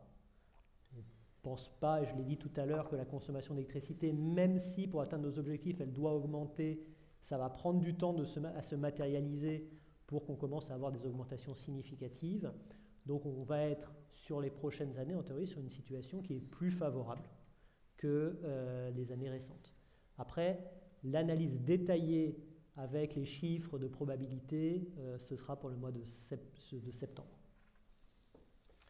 Sur les trajectoires de consommation, le discours de Belfort fixe un objectif de réduction de la consommation d'énergie à 40% d'ici 2050. Cet objectif est-il compatible avec vos trajectoires? Question d'Aline Brachet, AEF Info. Thomas. Oui, alors il est parfaitement compatible puisque c'était un des enseignements des futurs énergétiques 2050. Et il y a souvent une incompréhension sur ce moins 40%. On lit souvent dans la presse, c'est revenir au niveau des années 60, 70, 80. En réalité, non, pour deux raisons. Un, la sobriété, ce n'est pas le Moyen-Âge, et même si on active un certain nombre de leviers, on n'est pas dans une rupture du pacte de la modernité. Alors ça, y compris dans notre scénario sobriété, on l'a déjà dit. La deuxième chose importante, c'est qu'en basculant des usages des fossiles vers l'électricité, on fait des gains en efficacité. Le bon exemple, c'est la voiture thermique. Une voiture électrique, ça consomme moins d'énergie finale qu'une voiture avec un moteur à explosion. Pareil pour une pompe à chaleur par rapport à une chaudière au fioul. Donc en fait, vous avez un certain nombre de gains qui sont mécaniques. Et donc il ne faut pas regarder ce moins 40% comme étant synonyme d'un retour en arrière avant les 30 Glorieuses. Question de l'AFP sur l'éolien terrestre. Quelle est la production actuelle? Quel est donc l'objectif pour 2035? Même question pour le solaire. Alors, aujourd'hui, il doit y avoir, je vais parler en puissance installée, 22 gigawatts d'éoliennes terrestres installées. On doit être à 16 gigawatts de photovoltaïque. Aujourd'hui, on présentait des questions de consommation. J'ai conscience que tout le monde soit impatient de savoir combien d'énergie renouvelable il faudra pour couvrir cette consommation. Ça, les différents mix et les proportions relatives des moyens de production, que ce soit photovoltaïque, éolien offshore, éolien terrestre, et disponibilité du parc nucléaire d'ici 2035, c'est vraiment le sujet du bouclage. Et donc c'est le sujet du bilan prévisionnel du mois de septembre. On vous a donné un ordre de grandeur. L'ordre de grandeur en volume d'électricité qu'il faudrait produire par an à base d'énergie renouvelable, c'est entre 250 et 300 TWh. Voilà, et on s'en tient là aujourd'hui, on ne rentre pas dans le détail, parce qu'il faut faire tourner les modèles pour ça, sur le poids à l'intérieur de ces moyens de production, du photovoltaïque, de l'éolien, qu'il soit sur terre ou en mer. Benjamin. Deux questions sur la biomasse. D'abord de Ouest France, André Thomas. Pourquoi dites-vous qu'on doit tabler sur une révision à la baisse de la biomasse disponible en France? Quelle ampleur? Préconisez-vous, comme d'autres, de mettre fin à la consommation du bois comme énergie? Et ensuite, le gouvernement ne cesse de répéter que le bouclage offre-demande en biomasse ne se fait pas à l'horizon 2030. Quelles sont les conditions pour qu'il se fasse selon vous? Alors, avant de vous dire que nous parlons d'électricité et que nous ne sommes pas les spécialistes de la biomasse. Après cette introduction, je passe la parole à Thomas. Bien, la deuxième question répond à la première. En fait, c'est le gouvernement, c'est le travail qui est en cours pour élaborer la stratégie française énergie-climat qui conduit au constat que le bouclage en biomasse est difficile. Donc ça a été dit dans des groupes de travail. Ça a été dit lors des présentations de ce qui a été engagé en matière de planification écologique sous l'égide des services de la Première ministre ou en Conseil national de la refondation. De manière générale, il y a le potentiel biomasse, il y a la question du potentiel d'absorption des forêts. Donc ces questions maintenant, elles sont sur la table. C'est aussi ce que nous disent les industriels. En fait, je parlais tout à l'heure de la mobilité lourde. La raison de l'évolution, je ne vais pas dire du consensus, mais de l'avis d'un certain nombre d'industriels sur 2-3 ans, c'est que des filières qui pensaient se tourner vers des biocarburants, en France, mais aussi dans les autres pays mondiaux, disent est-ce qu'il y aura assez de biocarburants à l'horizon 2030-2040 ? Et donc on voit une bascule vers des carburants de synthèse qui seraient des dérivés de l'hydrogène et donc produits à base d'électricité. Donc en fait, c'est à la fois le fruit, ce sont des données qu'on intègre nous, qui ne viennent pas de nos modélisations, le fruit de ce qui est discuté dans les groupes de travail et aussi de ce qui nous est remonté de la part des industriels. Merci. Benjamin. Avant de passer aux questions sur le chauffage, est-ce qu'il y a des questions dans la salle? Oui, Madame.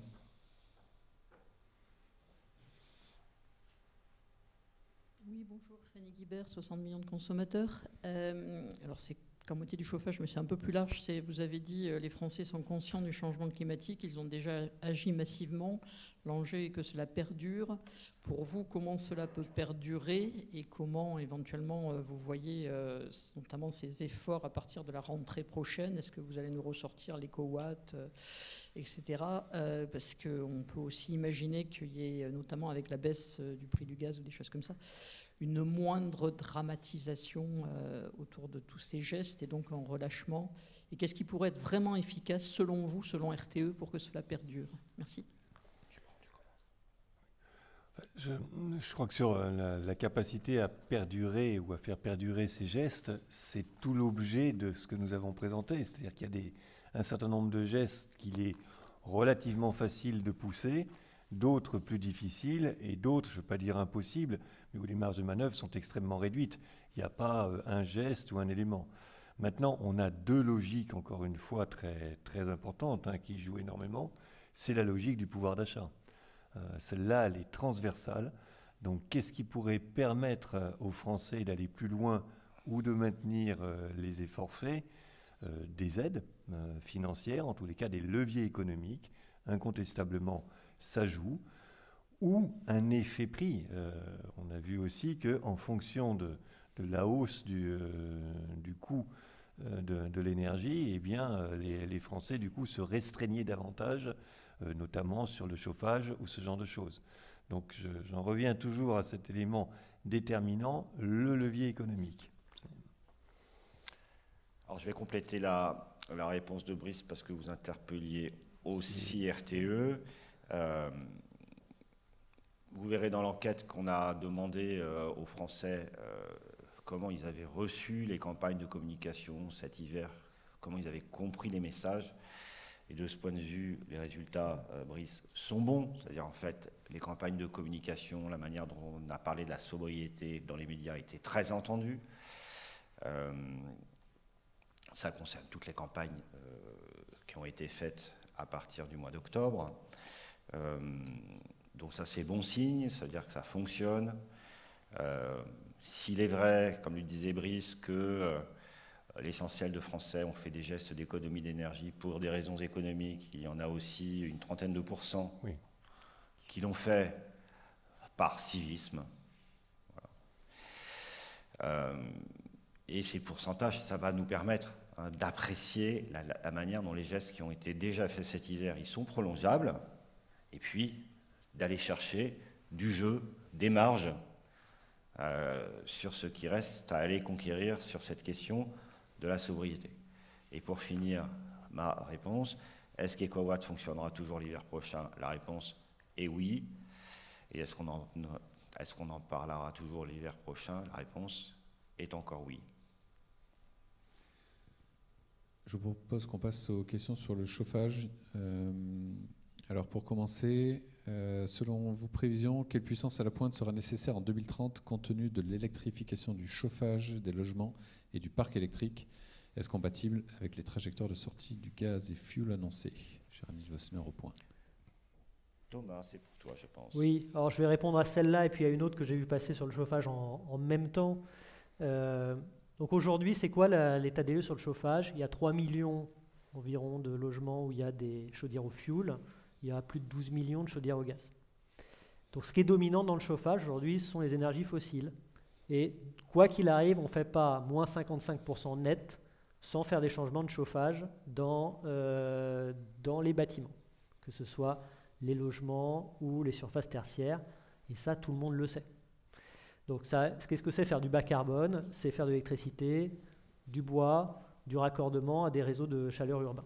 Donc ça, d'un certain côté, ça va arriver dans des proportions qui vont dépendre de ce que le gouvernement décide, de ce que les gens sont prêts à accepter, CF, ce qui a été discuté par Xavier et Brice dans le cadre de l'enquête.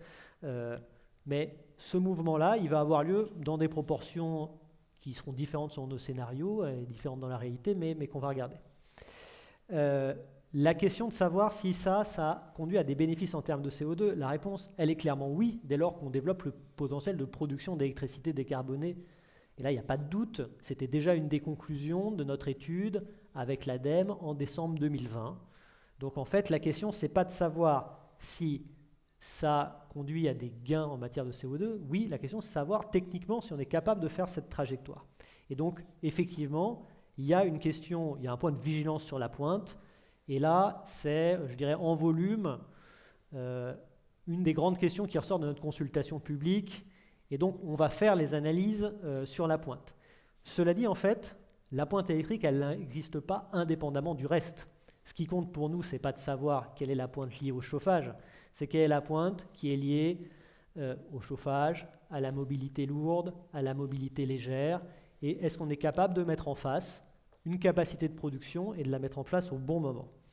Donc, ces études, on va les faire, on est en train de les faire, on les restituera en septembre. C'est pour ça qu'aujourd'hui, je ne vais pas vous donner un chiffre sur la pointe en gigawatts, mais en septembre, vous aurez ces indicateurs. Ce qu'on sait déjà, c'est que l'enjeu, c'est bien la question de l'articulation, rénovation, changement des modes de chauffage. En fait, on va faire plusieurs analyses, plusieurs variantes. Des variantes où, quand on électrifie des modes de chauffage, on le fait dans des maisons qui sont plutôt rénovées. Ça sera le premier point. Et puis, on peut regarder aussi ce qui se passe si on électrifie dans des maisons qui ne sont pas rénovées ou probablement mal rénovées. Parce qu'en fait, on a toujours parlé de la rénovation en matière quantitative, mais la rénovation, c'est aussi qualitatif. Donc, ce n'est pas qu'une question de nombre de gestes, c'est une question de cohérence de l'action qui est faite sur les enveloppes. Et ça peut changer beaucoup de choses à la pointe. Donc là, rendez-vous en septembre. On est déjà en train de faire ces analyses. Ça aura des impacts sur la pointe. Ça dépendra des scénarios et des configurations. Et donc, on restituera ces résultats qui nous sont demandés par énormément de gens. Je vais me permettre de compléter pour évoquer la question du biogaz. Il ne faut pas qu'il y ait d'ambiguïté. Autant l'électrification, elle sert à se décarboner et à se décarboner vite, autant dans aucun de nos scénarios, on se passe du biogaz. Hein. Donc il ne faut pas donc assimiler gaz à gaz fossile. Donc il y a bien donc un double phénomène. Il y a faire baisser la consommation de fossiles et donc pour cela il y a bien la voie de l'électrification, mais il y a aussi la voie de la substitution du méthane fossile par du méthane qui est issu de la méthanisation. Et donc, c'est bien ces deux pieds qui vont continuer à perdurer. L'enjeu, c'est bien l'équilibre entre les deux, hein, parce que dès lors qu'il y en a un qui est très ambitieux, l'autre en profite, ou inversement. Mais on comprend bien que pour le chauffage individuel, à côté des réseaux de chaleur et du bois, il y a cet enjeu de la cohabitation entre du biogaz qui sert à se chauffer au gaz, mais c'est bio, et l'utilisation de l'électricité qui, elle aussi, comme le biogaz, est décarbonée.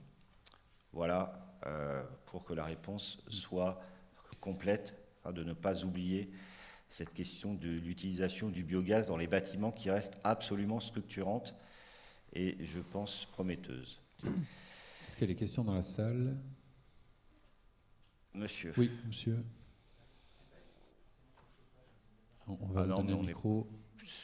On n'est pas obligé de ne parler que du chauffage. Non, quel que soit le sujet. Bonjour, merci beaucoup.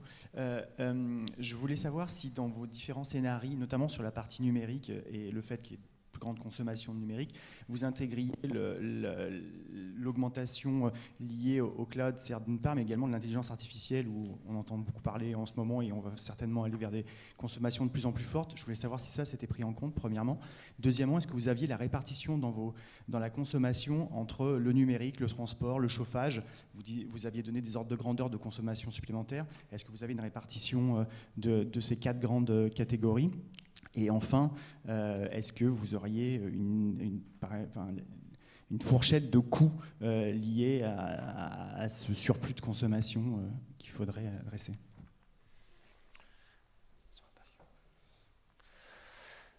Alors, d'ores et déjà, je vais donc évacuer une de vos questions. Non, nous n'avons pas les coûts complets annualisés de ces trajectoires de consommation ni de celles du mix de production, parce que c'est précisément le travail du bilan prévisionnel sur lequel nous sommes en train de travailler et que nous publierons courant septembre, et pour lequel, pas d'inquiétude, il y aura aussi une conférence de presse dans ce même lieu, mais aujourd'hui on ne peut pas donner d'informations là-dessus.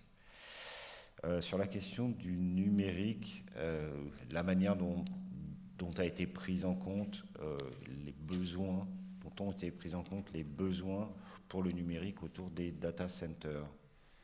Thomas?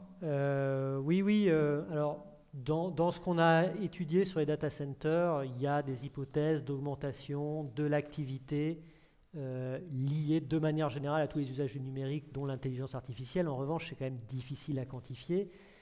Par le passé, on a toujours été dans une situation où il y a beaucoup de gens qui nous disaient « mais vous allez voir une augmentation de la consommation liée au numérique ». Ça ne se voyait pas. dans les trajectoires de consommation nationale pour 2 raisons. La première, c'est que le moment où ça s'est vu, c'est en fait entre 2000 et 2010, c'est l'équipement des bureaux et des foyers dans des équipements de dans de la bureautique. Donc le moment où les gens ont commencé à avoir des ordinateurs avec des tours, etc., c'est entre 2000 et 2010. Depuis, il y a eu beaucoup d'efficacité, hein, même si les gens sont suréquipés en tablettes, ordinateurs portables, etc., ça consomme beaucoup moins que les usages d'avant. Et puis sur, on va dire, les grands centres de données, mais il y en avait une partie quand même très significative qui n'était pas du tout sur le territoire national. Donc là, on a fait une hypothèse de relocalisation. Je pense que ça intègre bien ce que vous avez en tête. Ensuite, les chiffres, hein, dans le bilan sur le point d'étape qu'on publie aujourd'hui, hein, qui sera sur notre site sur le bilan prévisionnel, vous avez les répartitions secteur par secteur avec des térawattheures voilà. Donc, par exemple, par rapport à une autre question que j'ai vue, ça permet de le faire très rapidement. Sur l'industrie, dans la partie la plus haute, le scénario le plus haut, on passerait de 110 à 160 TWh de consommation industrielle, à peu près répartis de manière équivalente entre de l'électricité et de l'hydrogène. Une question conjointe pour Brice Teinturier et pour RTE. D'abord pour vous, Brice. Est-ce que l'attachement à la voiture et à la maison individuelle ont été une surprise pour vous ? Faut-il convaincre les Français de faire évoluer ce modèle ? Question que l'on adresse à vous deux. Non, ça n'a pas été une surprise parce qu'on a travaillé évidemment depuis longtemps sur les enjeux de mobilité et puis tout particulièrement au moment des Gilets jaunes. Donc on a complété souvent la palette de nos enquêtes à ce moment-là et on a pu mesurer à quel point sur les déplacements il y avait un besoin incompressible de la voiture pour une part extrêmement importante de Français. Donc je n'ai pas été surpris. Je dis souvent qu'on est surpris à hauteur de son ignorance. Bon, bah là, on n'était pas totalement ignorant. Mais malgré tout, ce qui est frappant ici, c'est le côté très massif des chiffres. Et sur le logement, c'est la même chose. On travaille beaucoup pour des constructeurs immobiliers, hein, des Bouygues Immobiliers, des Nexity, des ICAD, etc. Donc l'attachement des Français à l'habitat, à la maison individuelle, et la difficulté à valoriser l'habitat vertical et collectif, c'est quelque chose de très ancien, de très ancré, et que j'avais déjà eu l'occasion de mesurer. Oui. Faut-il convaincre les Français de faire évoluer ce modèle ? Est-ce que vous voulez dire un mot sur ce point ? Je ne suis pas très à l'aise avec l'idée du mot « il faudrait convaincre les Français depuis le haut », parce que tout simplement, je crois que ça ne marchera pas. Nous, ce qu'on fait aujourd'hui, c'est qu'on pose l'enjeu de l'envie et du désir qui influent sur les comportements. Les Français, ils ont envie d'avoir une maison individuelle et une voiture. Et donc, ça peut se travailler, ça peut se discuter, ça peut se débattre. Mais ce qui est important d'entendre, c'est que nous, on prend ça comme une donnée. Voilà. C'est leur avis, c'est leur envie, c'est leur désir. Et je crois que c'est important qu'on le prenne comme ça. Sinon, donc, on va se tromper. On va aussi se tromper dans des trajectoires. Et puis, on a vu, Brice en parle très bien, beaucoup mieux que moi, que des crises comme les Gilets jaunes dénotent aussi d'une partie de la population qui a envie de garder son mode de vie à elle, et qui n'a pas nécessairement besoin ou envie qu'on explique depuis le haut, depuis la grande ville, comment est-ce qu'il faudrait vivre. Donc, c'est pas tellement convaincre les Français, c'est prendre conscience aujourd'hui qu'il y a des envies, il y a des désirs, il y a des modèles de vie qui existent dans la société française. Se dire, oui, c'est vrai qu'aujourd'hui, ces modèles qui peuvent bouger ne correspondent pas tellement à des trajectoires plus théoriques de la neutralité carbone. Donc la question que ça pose, c'est comment ces modèles bougent-ils ? Ou alors comment les intègre-t-on dans les trajectoires de la neutralité pour que ces futurs besoins de consommation soient couverts demain par de la production décarbonée. Brice, tu veux ajouter quelque chose peut-être ? Parce que tu me fais penser à une phrase qu'avait prononcée quelqu'un qu'on avait interrogé quand on faisait des études qualitatives au moment justement des Gilets jaunes et qui nous avait dit « c'est pas parce qu'on est très intelligent qu'on a raison ».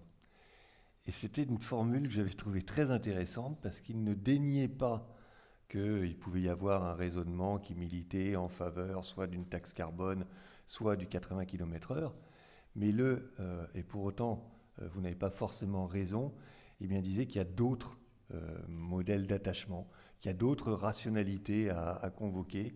Et du coup, et c'est en cela que je rejoins totalement ce que vient de dire Xavier à l'instant, il est extrêmement difficile et même potentiellement dangereux de vouloir imposer des modèles quand on est face à des désirs aussi profonds.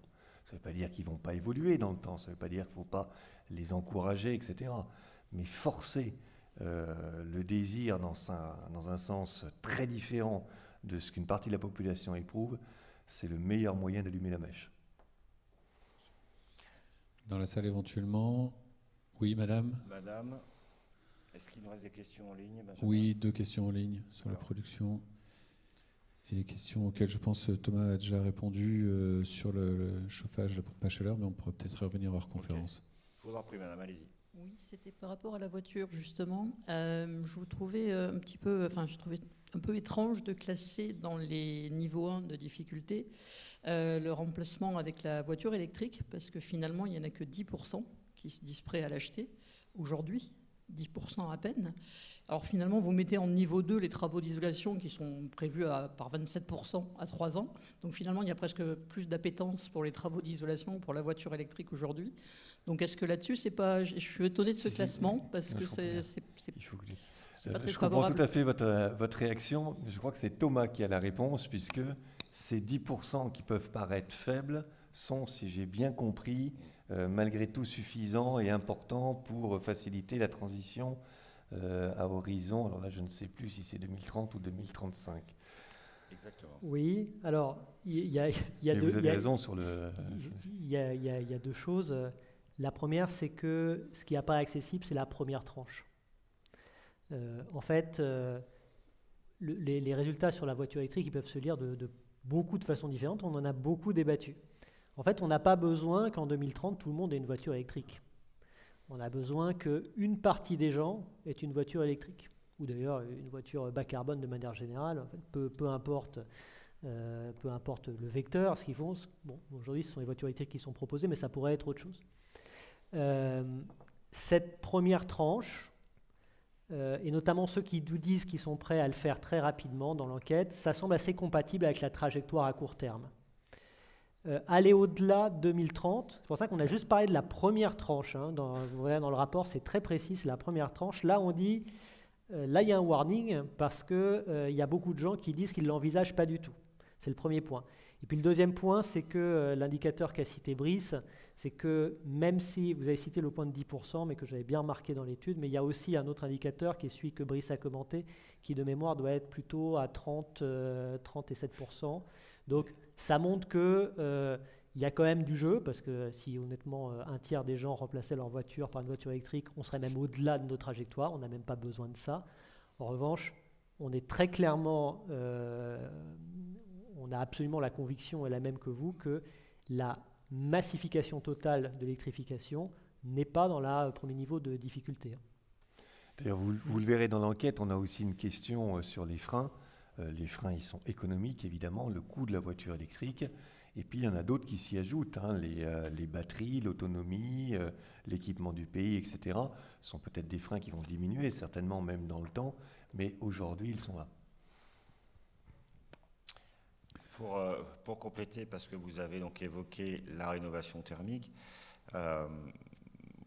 on l'a classé aussi dans la difficulté 2, parce qu'aujourd'hui, la France est en retard sur un rythme théorique des rénovations thermiques qu'elle devrait faire.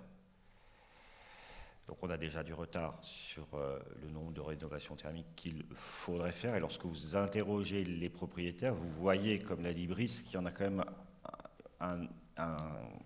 une part très importante qui n'envisage pas tellement de faire ces travaux, ni à court ni à moyen terme.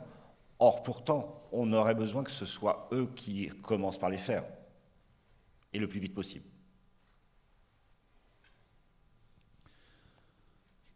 Deux questions encore. On revient sur la question de la production, question du Figaro. N'y a-t-il pas de production supplémentaire à gagner d'ici 2035 dans l'hydro et ou dans le débridage des centrales nucléaires existantes. Et en complément, enfin pas en complément, mais autre question du Figaro, vous aviez indiqué le mois dernier avoir reçu des demandes de raccordement pour 16 gigawatts de la part de l'industrie. Ce chiffre a-t-il évolué depuis? Tu les prends, Thomas? Oui. Alors, je vais le faire rapidement. Sur l'hydraulique, on part du principe qu'il y aura une augmentation, pas énorme, mais quand même de la capacité totale de production. Par contre, on préfère être prudent sur le productible. On intègre le changement climatique. L'année dernière, quand même, on a eu la plus faible production hydraulique depuis 1976. C'est un peu passé au second plan par rapport à la guerre en Ukraine et le gaz ou par rapport aux centrales nucléaires, mais c'était quand même très significatif. Donc, il y a l'effet du changement climatique et puis il y a la question des conflits d'usage sur l'eau. Donc, même avec une capacité de production hydraulique, je dirais à la pointe supplémentaire, on n'estime pas que le volume moyen de production va augmenter. Ça, c'est sur l'hydraulique. Et sur le nucléaire, oui, alors il peut y avoir des possibilités d'augmenter la production à parc existant. Ça ne va pas se traduire dans les 5 prochaines années. Et c'est pour ça qu'on a dit qu'on pouvait passer, il y avait des leviers pour aller de 360 peut-être à 400. Ça fait partie des solutions que l'exploitant doit regarder ou qu'il regarde pour augmenter et maximiser la production nucléaire. Et enfin, sur les 16 gigawatts de la part de l'industrie, ce chiffre me semble toujours le bon. En revanche, il faut le prendre avec un certain nombre de précautions. Dans ces demandes, il y a probablement un certain nombre de doublons, c'est-à-dire des sites qui ont fait des demandes à plusieurs endroits et qui ne sont pas encore complètement clairs sur leur localisation. C'est le premier point. Et puis, tout n'ira pas au bout. En revanche, c'est un volume qui est suffisamment important pour nous conforter dans ce qu'on a dit tout à l'heure sur le fait que la consommation d'électricité de l'industrie devrait augmenter pour atteindre les nouveaux objectifs. On sent qu'il y a quelque chose de concret qui se passe dans ces bassins industriels. Alors, je comprends que, Benjamin, tu souhaites que Thomas reprenne la main pour dire un mot de la climatisation. Et après, je crois qu'il va falloir qu'on réponde aux questions de M. de Tannenberg, qui s'impatiente. Absolument. La clim. Le recours plus massif à la climatisation l'été sera-t-il notable sur la consommation dès 2035 ? La climatisation, aujourd'hui, c'est entre 5 et 10 TWh. Ça dépend comment on fait la distinction avec la ventilation. C'est entre 5 et 10. Donc, c'est un usage.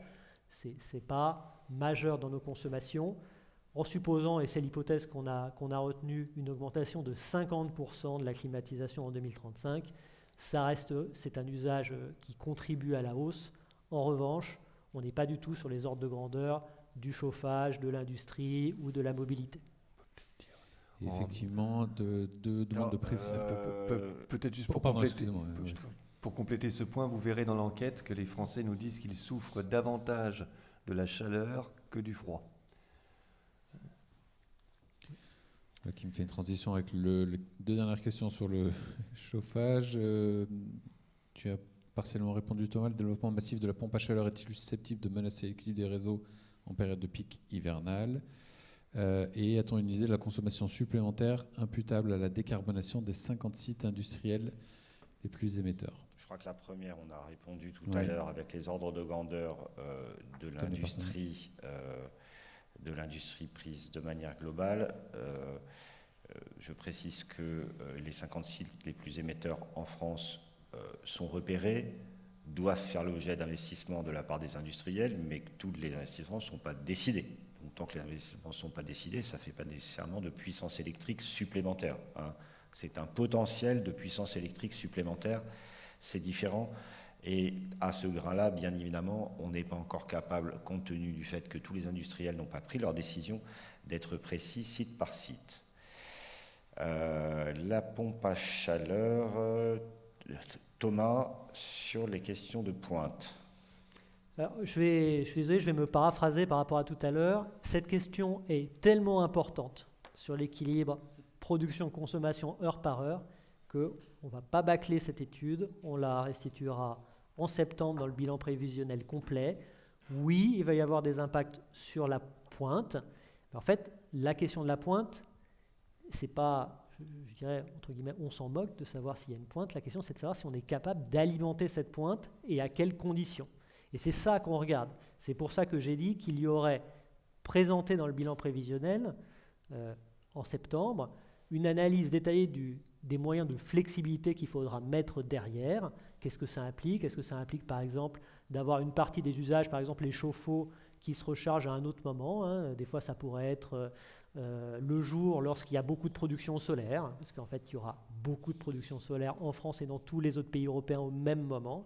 C'est évidemment la question des modes communs. Est-ce qu'on devra avoir des systèmes un peu intelligents, et si oui, jusqu'à quel niveau pour recharger nos voitures électriques?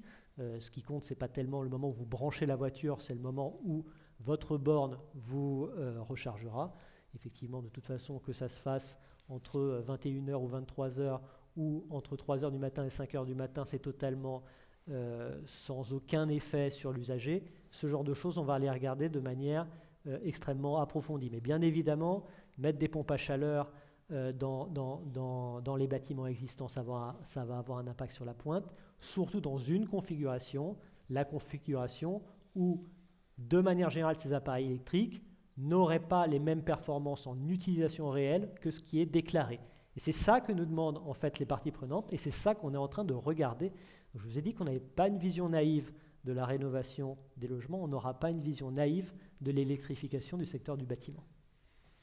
On va prendre une dernière question, soit dans la salle, soit en ligne. Y a-t-il une dernière question dans la salle? Je n'en vois pas. Y a-t-il une dernière question en ligne? Non. Benjamin? Non, j'en vois pas. Ok. Mais écoutez, il me reste à vous remercier, chaleureusement Brice Teinturier d'avoir été avec nous pour ce long moment d'exposé et de questions-réponses, de remercier Thomas Vérinck pour cette conférence de presse, de remercier aussi la direction de la communication de RTE et les salariés d'Ipsos qui nous ont aidés à non seulement conduire cette enquête très importante, mais aussi à vous la restituer. Merci à tous. Vous trouverez les documents en ligne sur notre site internet ainsi que sur celui d'Ipsos. Merci de votre attention et à bientôt.